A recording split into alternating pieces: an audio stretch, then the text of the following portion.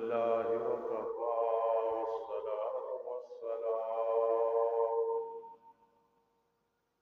والصلاة والسلام على من لا نبي بعده وعلى آله وأصحابه وأزواجه وآل بيته وأحبائه.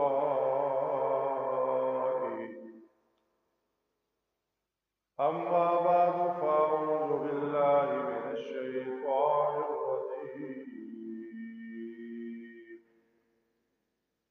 بسم الله الرحمن الرحيم. فسبح بحمد ربك واستغفره إنه كان توابا.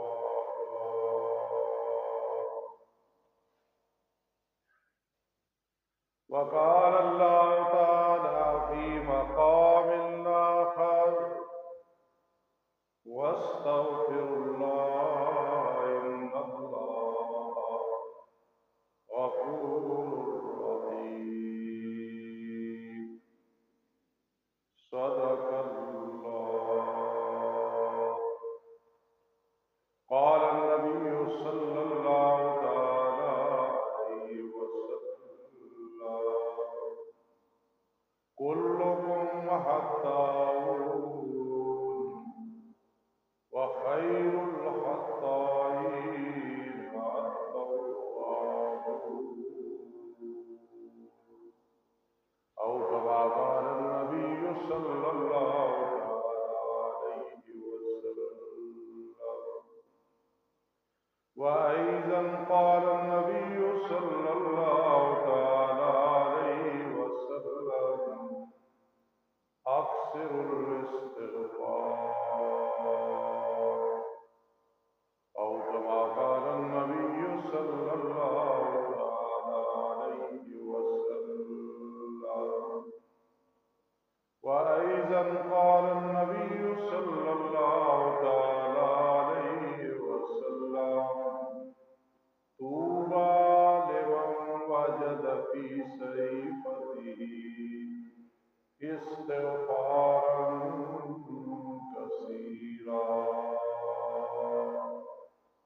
أو كما قال النبي صلى الله عليه وسلم. سبحان ربك رب العزة عما يصفون وسلام على المرسلين والحمد لله رب العالمين. يا رب صل وسلم دائما أبدا على حبيبك خير الخلق كلهم هو الحبيب الذي ترجى شفاعته لكل هول من الأهوال المضطهدين.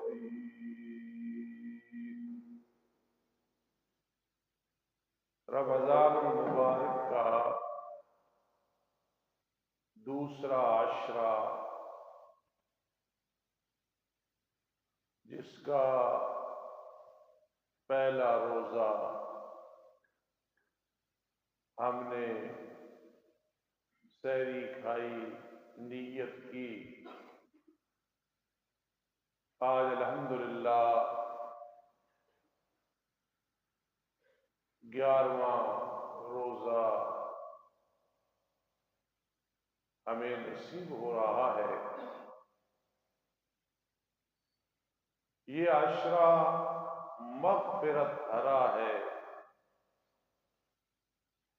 لیکن کوئی مغفرت حاصل کرنا چاہے اور کوشش کرے تو انشاءاللہ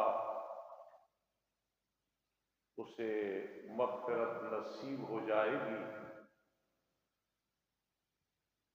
رمضان میں جو راہ ہے یہ رحمت کی طرف اشارہ کرتی ہے،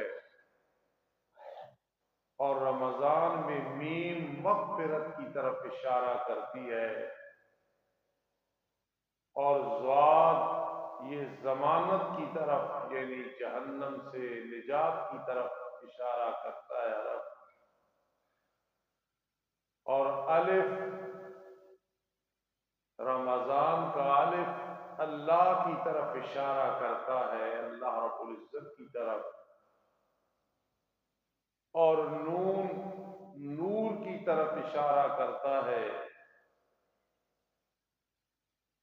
تو رمضان کے لفظ میں ہی رحمت کا بھی ذکر آ گیا، مغفرت کا بھی آ گیا، جہنم سے نجات کا بھی آ گیا، پھر ان چیزوں میں اللہ مل جاتا ہے، اور جب اللہ رب العزت مل جاتا ہے تو پھر نور ایمان نصیب ہوتا ہے، جس کے بارے میں رحمت دو عالم صلی اللہ علیہ وسلم نے فرمایا اتقوا فراست المومن فإنه ينظر بنور اللہ، مومن کی فراست سے ڈرو، وہ اللہ کے نور کے ساتھ دیکھ لیتا ہے، اللہ پاک اسے باطنی آنکھیں عطا فرماتا ہے، وہ ججمنٹ کر لیتا ہے یہ کون ہے، کیسا ہے۔ وہ کوئی علم غیب نہیں ہوتا، وہ اللہ کی طرف سے انعام ہوتا ہے۔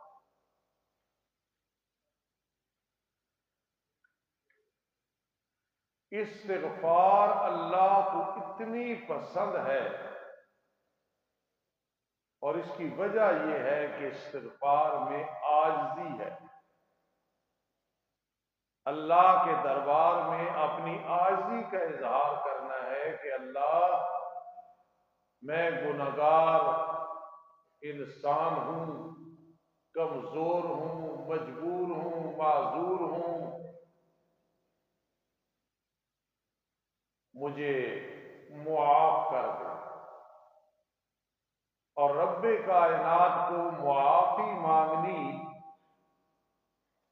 بہت زیادہ پسند ہے۔ ایک حدیث پاک میں آتا ہے کہ رب کائنات فرماتے ہیں اگر تم گناہ نہ کرو تو میں ایک اور مخلوق پیدا کروں جو گناہ کریں پھر استغفار کریں، پھر میں ان پہ راضی ہوں۔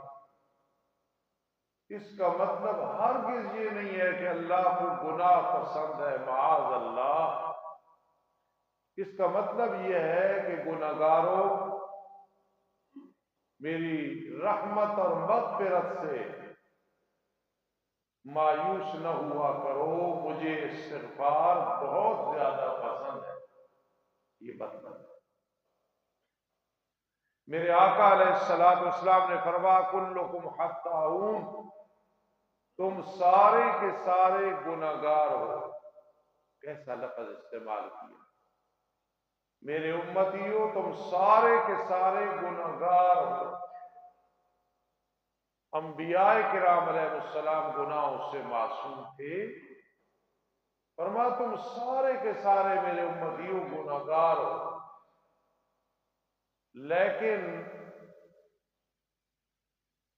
بہتر گناہگار وہ ہے جو گناہ ہو جائے تو پھر سچے دل سے توبہ کر لیتے، توبۃ نصوحا، سچی توبہ کے دوبارہ پھر وہ گناہ نہیں کیا، نہ کرتے۔ اللہ رب العزت نے فرمایا کہ میں تمہارے چھوٹے چھوٹے گناہ اسی طرح معاف کر دیتا ہوں، الا اللمم، چھوٹے چھوٹے گناہ تو میں اسی طرح معاف کر دیتا ہوں بغیر توبہ و استغفار کے۔ بخاری شریف میں ذکر ہے کہ رحمت دو عالم صلی اللہ علیہ وسلم نے اس کے جواب میں فرمایا یا اللہ اگر تو نے معاف کرنا ہے تو پھر میری امت کے بڑے گناہ معاف کر دے۔ ایو عبد کون سا تیرا بندہ ہے جو چھوٹے گناہ نہیں کرتا؟ اللہ میری امت کے بڑے گناہ بھی معاف کر دے۔ نوجوانوں یہ بات یاد رکھنا اور کبھی ذہن سے نکالنی نہیں۔ والدین کی خدمت اللہ کو اتنی پسند ہے، اتنی پسند ہے کہ بعض اوقات کبیرہ گناہ اللہ والدین کی خدمت کی وجہ سے معاف کر دیتے۔ میں جب بھی یہ حدیث پاک پڑھتا ہوں، پڑھاتا ہوں، تقریر اور درس میں سناتا ہوں تو بہت لطف آتا ہے کہ دیکھو والدین کی خدمت اللہ کو کتنی پسند ہے کہ کبیرہ گناہ تو گویا والدین کی خدمت یہ استغفار ہے، حکمن مانن خاموش استغفار ہے، بہت بڑی خوش نصیبی۔ تو یہ عشرہ ہے استغفار والا، جہاں تک ہو سکے استغفار، رب اغفر لی رب اغفر لی رب اغفر لی، ربنا ظلمنا انفسنا وان لم تغفر لنا وترحمنا لنكونن من الخاسرین، اللهم اغفر لنا وتب علينا انك انت التواب الرحیم۔ طواف کرتے وقت رکن یمانی سے جب آدمی حجر اسود تک پہنچتا ہے تو وہ ایک عجیب سفر ہوتا ہے، عجیب سفر ہوتا ہے۔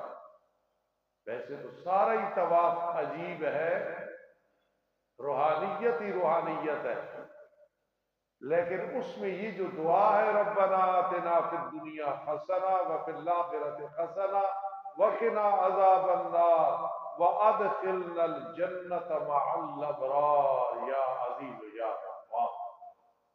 اللہ دنیا و آخرت کی بلائیاں بھی دے دے، کل جنت میں داخل کرنا نیک لوگوں کے ساتھ، اے عزت دینے والے، اے بخشش کرنے والے۔ خطیبانہ انداز میں یوں کہہ سکتے ہیں اللہ دنیا میں اس جنت میں ہم پھر رہے ہیں، قیامت کے دن بھی ہمیں جنت عطا کرنا، کہو سبحان اللہ۔ اس لیے فرمایا فسبح بحمد ربک، میرے لاڈلے پیغمبر اب آپ نے تبلیغ کا فریضہ ادا کر دیا، اب آخری عمر ہے، ہمارے پاس آنا ہے، اپنے رب کی تسبیح بیان کیا کرو، سبحان اللہ سبح وبحمدہ سبحان اللہ العظیم بحمد ربک۔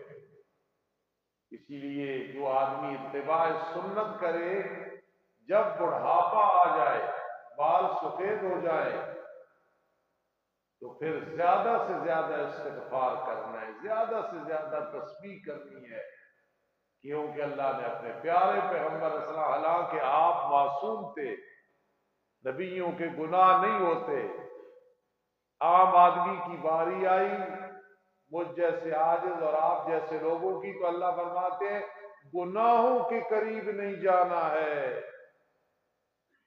لیکن جب نبیوں کی باری آئی تو فرمایا گناہوں تم نے میرے نبیوں کے قریب بھی نہیں جانا۔ اس لیے خاص کر آخری عمر، ویسے تو ہر انسان کی عمر آخری ہے، کیا پتہ ہے، خاص کر بڑھاپے میں فسبح بحمد ربک، ہر وقت اپنی طرف سے اپنا بیگ آخرت والا تیار، اپنا پاسپورٹ تیار، حقوق العباد میں سرخ رو ہونا، وصیت کر کے رہنا اللہ کو بہت زیادہ پسند ہے۔ فسبح بحمد ربک واستغفرہ، میرے لاڈلے پیغمبر مجھ سے معافیہ مانگو، انہ کان توابا، جب میرے ساتھ کوئی رجوع کرتا ہے بغیر تانا دیے میں معاف کر دیتا ہوں، سبحان۔ ایک حدیث پاک میں آتا ہے رحمت دو عالم صلی اللہ علیہ وسلم نے فرمایا الندم هو التوبہ، گناہوں پہ شرمندہ ہونا کہ فلاں دور میں گناہ، فلاں جگہ گناہ، اللہ معاف کر دے۔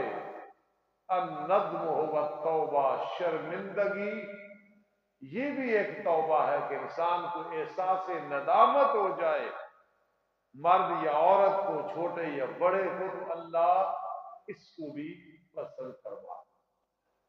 یہاں کے ایک ہمارے نمازی تھے، بڑا سا پہلے فوت ہو گئے، اکثر مجھے آخری عمر میں کہا کرتے تھے یہ کیسے یقین آئے گا کہ اللہ نے ہمیں معاف کر دیا؟ میں کہا کرتا تھا یہ احساس بھی اچھی چیز ہے، انشاءاللہ اللہ آپ کی مغفرت کر دے گا۔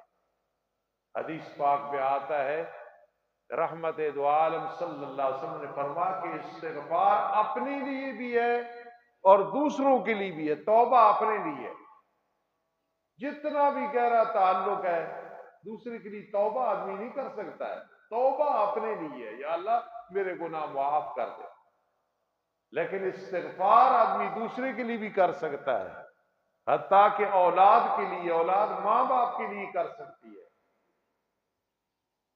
حضرت یوسف علیہ السلام بھائیوں نے کتنا تنگ کیا، والد انہیں، اور بھائیوں نے کہا بجی ہمیں معاف کر دو۔ فرمایا سوف استغفر لکم، میں تمہارے لیے سحری کے وقت دعا کروں گا۔ تو معلوم ہوا استغفار والدین اولاد کے لیے، اولاد والدین کے لیے کر سکتے۔ ایک نوجوان تھے، اب تو وہ بوڑھے ہو گئے، ان کے والد فوت ہوئے، تو مجھے کہنے لگے کہ یار ہمارے اٹک کی بات ہے کہ یار والد کی وہ خدمت کا حق ادا نہیں ہوا، لیکن آج اللہ کے سامنے یہ بات رکھی، اللہ جتنی میری نیکیاں آدھی میرے والد کو دے دے۔ ان کا یہ جذبہ بہت اچھا تھا، تو میں کہتا ہوں آدھی اللہ نے ان سے بھی نہیں لے ہوں گی، لیکن پوری والدین کو دے دی ہوگی۔ اولاد اتنی فکر کر رہی ہے، میں نے کئی دفعہ آپ کو بات سنائی کہ میں کہیں سفر کر رہا تھا، آج سے 20-22 سال پہلے، کار میں ادھر سے دھوپ آ رہی تھی، بطور رحمان صاحب نے آگے رومال کھڑا کر دیا، تو میں نے ان کو کہا، اس وقت بچے تھے، کہ ادھر کار میں میرے دھوپ کی فکر کر رہے ہو، مزہ تب آتا ہے جب میں قبر میں چلا جاؤں گا، اس دھوپ کی بھی فکر کرنا، استغفار کرنا۔ تو یہ رونے لگ گئے۔ حدیث پاک میں آتا ہے والدین جنت میں اچانک درجہ بلند ہو جاتا ہے، تو وہ پھر پوچھتے یہ کیا ہوا، ہم تو اس درجے میں تھے اور اتنے بلندی میں چلے گئے، تو جواب آتا ہے بے استغفار ولدک، تیری اولاد نے تیرے لیے استغفار کی ہے، اللہ نے تیرے درجات کو بلند کر دیا۔ ایصال ثواب اللہ کو پسند ہے۔ جو لوگ کہتے ہیں کہ ایصال ثواب نہیں، گمراہ ہے۔ قرآن سے بھی ثبوت ہے، حدیث سے بھی ثبوت ہے۔ میرے آقا نے فرمایا، ایک آدمی نے پوچھا کہ میں اپنی ماں کے لیے کنواں جو ہے صدقہ جاریہ کر دوں؟ آپ نے فرمایا ہاں ضرور کر، جب تو ایسے کرے گا تو بلغہ اس کو ثواب پہنچے گا۔ اس لیے ایصال ثواب، اور ایصال ثواب کے علاوہ ماں باپ کے لیے استغفار، دوستوں کے لیے استغفار، بہن بھائیوں کے لیے استغفار، کیا ہوتا ہے؟ بہت فائدہ ہوتا ہے اس استغفار۔ اس لیے حدیث پاک میں آتا ہے اکثر الاستغفار، استغفار زیادہ کیا کرو۔ ایک حدیث پاک میں آتا ہے، بھی میں نے خطبے میں پڑھی، طوبی لمن وجد فی صحیفتی استغفار کثیرا۔ اگر یہاں کوئی ایسا بیٹھا ہے، یقیناً آپ سب اس کے مستحق ہو، میں عاجز بھی، اللہ مجھے بھی بنائے۔ اگر کوئی ہے تو دیکھو کتنی بڑی بات ہے، نبی اکرم صلی اللہ علیہ وسلم مبارک دے گئے زندگی میں۔ طوبی، مبارک دینا میرے اس امتی کو جس کے نام اعمال میں استغفار بہت زیادہ ہے۔ نوجوانوں اگر کامیابی چاہتے ہو، رات میں استغفار زیادہ کیا کرو، جب جاگا استغفر اللہ استغفر اللہ وبالاسحار هم یستغفرون، سحری کے وقت اٹھ کے اللہ سے معافی مانگا کرو۔ اگر نہیں بھی اٹھے بستر پہ لیٹ کی ماں بہنوں استغفار کیا کرو، اللہ کو بہت زیادہ پسند ہے۔ میرے والد مرحوم رحمت اللہ تعالی علیہ ہمیں بچپن میں فرماتے تھے، ہم بچے ہوتے تھے، فرماتے تھے مسافر شب کو اٹھتے ہیں کہ جانا دور ہوتا ہے۔ ہم سمجھتے تھے والد صاحب ویسے ایک شغل لگا رہے، آج سمجھ آتی ہے کہ میرے والد مرحوم ہمیں کیا سمجھاتے تھے۔ مسافر شب کو اٹھتے ہیں کہ جانا دور ہوتا ہے۔ اب سارے مسافر ہیں، اللہ کے پاس جا رہے ہیں، جب آدھی رات اٹھیں گے۔ میرے والد مرحوم کی ایک بات اور مجھے یاد آ گئی، فرماتے تھے نوجوانوں گناہوں سے بچا کرو، گناہوں سے بچا کرو، جب شادیاں کرو گے اللہ تمہیں چاند جیسی اولاد دے گا۔ بزرگوں کی باتیں بہت کام کی ہوتی ہیں، اپنے والد والدہ کی بات سنا کرو، سنا کرو، اس کو سمجھا کرو۔ ایک وقت آنے والا ہے، یہ گھر میں جو کعبہ ہے یہ تمہیں نظر نہیں آئے گا، بڑے بڑے مخلص ہوں گے لیکن ان جیسوں کو مخلص نظر نہیں آئے گا۔ میرے آقا علیہ الصلوۃ والسلام کے پاس ایک شخص آیا، اللہ کے پیغمبر اولاد نہیں، ایک آیا قرض ہے، ایک اور آ گیا غربت ہے۔ یہ غربت امتحان ہونا، اس سے ڈرا نہ کرو، اللہ کی بڑی حکمتیں ہوتی ہیں۔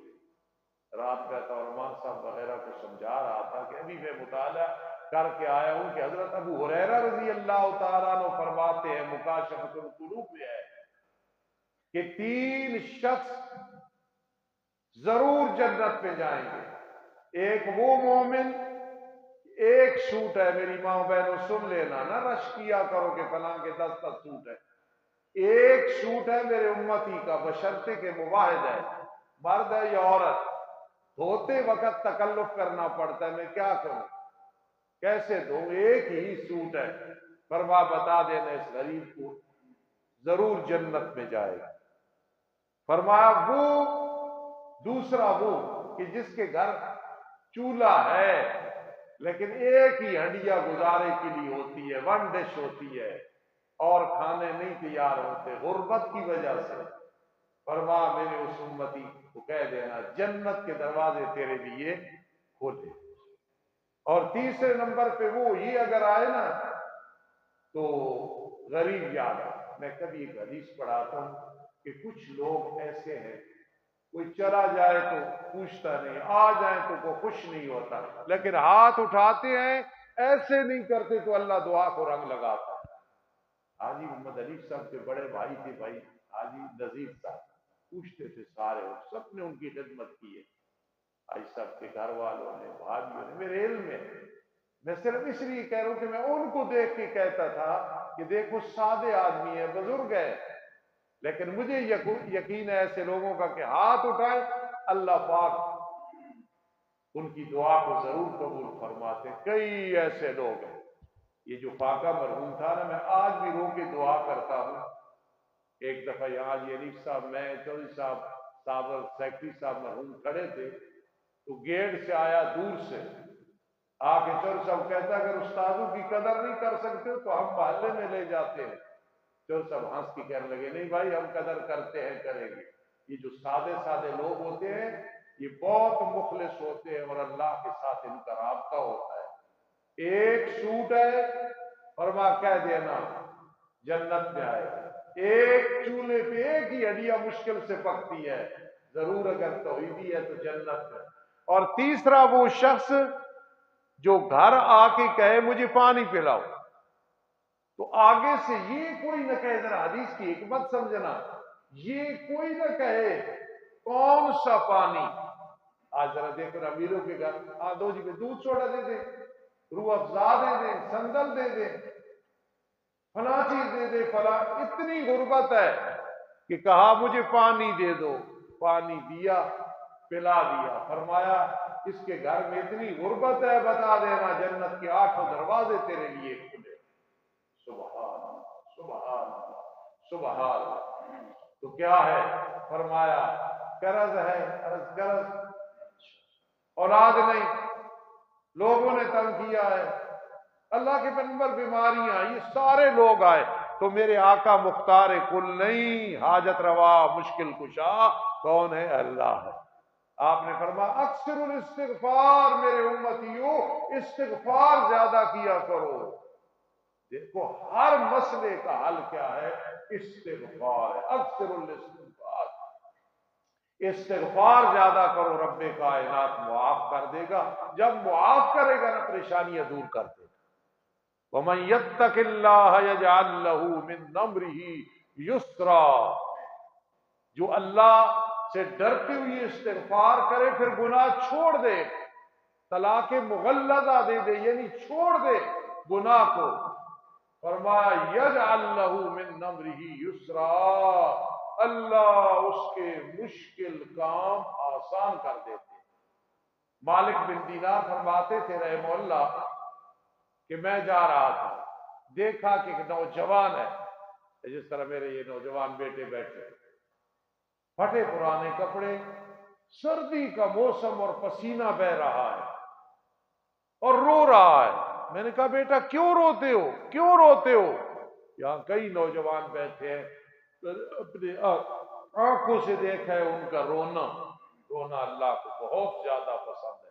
والبکاء عند الندامہ، اللہ فرماتے ہیں چند چیزیں مجھے بہت پسند ہیں، ان میں سے ایک رونا مجھے بہت پسند ہے۔ احساس ندامت میں البکاء عند الندامہ، علیحدہ بیٹھ کے رویا کرو، گناہوں کو یاد کرو۔ تو مالک بن دینار نے کہا بیٹا کیوں رو رہے ہو؟ یہ جگہ مجھ سے یہاں گناہ ہوا تھا، آج مولوی سے سنا ہے قیامت کے دن وہ جگہ جہاں گناہ کیا وہ بھی تیرے خلاف گواہی دے گی۔ مالک بن دینار نے فرمایا اس گواہ کو تیرے حق میں بٹھا دیتے ہیں۔